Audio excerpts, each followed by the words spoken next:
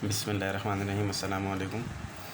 Chemistry lecture number 38 first year का इस video के अंदर हम समझने की कोशिश करेंगे।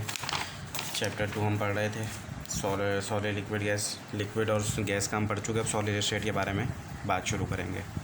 सॉलिड स्टेट, सॉलिड की डेफिनेशन हम पढ़ चुके हैं। That state of matter which has definite shape and definite volume, जिसका शेप भी हम लोग मेजर कर सकते हैं और वॉल्यूम भी मेजर कर सकते हैं। जनरल प्रॉपर्टीज़ ऑफ सॉलिड्स क्या हैं? जैसे हमने लिक्विड और गैस की प्रॉपर्टीज़ पढ़ी थी कि गैस कंप्रेस हो सकती है, इसी तरह लिक्विड फ्लो कर सकता है, लिक्विड कंप्रेस नहीं होता, और गैस जो है वो अवेलेबल स्पेस जितनी मिले उसको वो ऑक्यूपाई कर लेता है। गैस कंप्रेस हो सकती है, लिक्विड गैस जो है वो ठंडा करने पे सुकड़ती है, गर्म करने पे फैलती है। सारी प्रॉपर्टीज़ हमने देखी थी। अब हम सॉलिड की बात कर लेते हैं। सॉलिड रिजिड होता है, सख्त होता है। All the solid tend to retain their shape and volume. हर सॉलिड चाहता है कि उसका शेप और वॉल्यूम वही रहे जो है। ये एबिलिटी रिजिडिटी कहलाती है। Deformity, the shape of a solid material can be change with the help of high temperature and pressure. तो सॉलिड का शेप हम चेंज कर सकते हैं, लेकिन हाई टेम्परेचर और प्रेशर देना पड़ेगा। ये एबिलिटी डिफॉर्मिटी कहलाती है, यानी डिफॉर्म हो जाना, ख़राब हो जाना शेप का। वो कब होगा? जब ज़्यादा हाई टेम्परेचर या प्रेशर दूंगा। Expansion, solid expand on heating but their ratio on expansion is very low.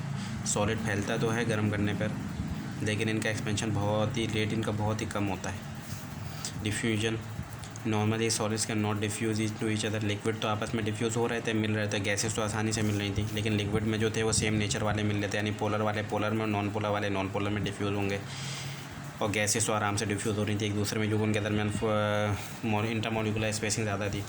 लेकिन सॉलिड्स के अंदर डिफ्यूज़ नहीं होते। कुछ सॉलिड्स डिफ्यूज़ होते हैं एयर के अंदर, लेकिन वो सब्लिमेशन के ज़रिए। सब्लिमेशन क्या है? सॉलिड का डायरेक्ट गैस बन जाना, इसमें लिक्विड स्टेट नहीं आती।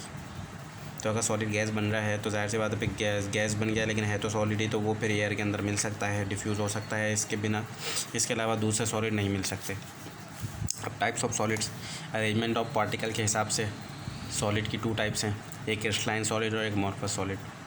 क्रिस्टलाइन सॉलिड का रेगुलर अरेंजमेंट्स होती है पार्टिकल की, इनका खास बॉन्ड एंगल और बॉन्ड लेंथ होता है, जबकि इनकी रेगुलर अरेंजमेंट है अमॉर्फस वालों की।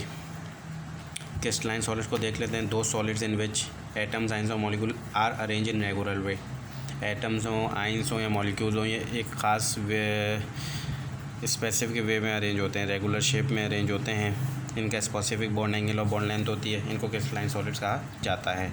जैसे हमारे पास अगर हम बात करेंगे कि डायमंड की, तो डायमंड का जो कार्बन कार्बन के दरमियान जो बॉन्ड एंगल होगा 109.5 होगा।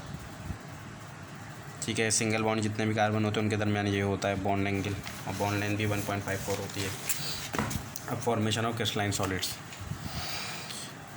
जब हम क्रिस्टलाइन सॉलिड बना रहे होते हैं, एटम्स, आइंस और molecule come closer to each other and form a regular shape body known as unit cell. Atoms, ions और मॉलिक्यूल करीब आते हैं और एक रेगुलर शेप बना लेते हैं, जिसे हम यूनिट सेल कहते हैं। जैसे पूरी जो हमारे घर है वो ब्रिक से मिलके बनता है, तो एक ईंट हमारा यूनिट सेल होगी। इसी तरीके से इनका भी एक यूनिट सेल होता है। फिर बहुत सारे then large number of unit cell combine together, फिर बहुत बड़ी तादाद में यूनिट सेल आपस में मिल के क्रिस्टल बना लेते हैं, जिसे क्रिस्टलाइन सॉलिड कहा जाता है। तो NaCl है, इसका एक क्रिस्टलाइन हमने यूनिट सेल बन गया, और यूनिट सेल बनने के बाद जैसे सेल मिलते चले जाएंगे तो ये पूरा क्रिस्टल बन जाएगा।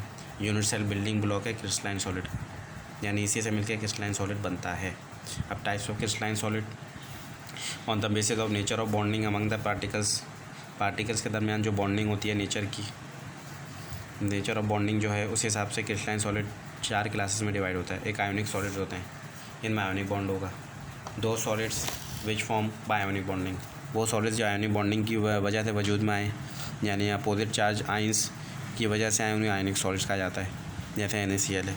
फिर एटॉमिक सॉलिड्स, ये मेटेलिक बॉन्डिंग की वजह से आते हैं। 2 solids which are form by metallic bonding, इनमें मेटेलिक बॉन्डिंग होती है, अमंग द सेम एटम्स के दरमियान होगी। जैसे आयरन है, अब आयरन के सारे एटम्स हैं, उनके दरमियान मेटेलिक बॉन्डिंग हो रही है, तो उसके अंदर एटॉमिक सॉलिड्स बनते हैं।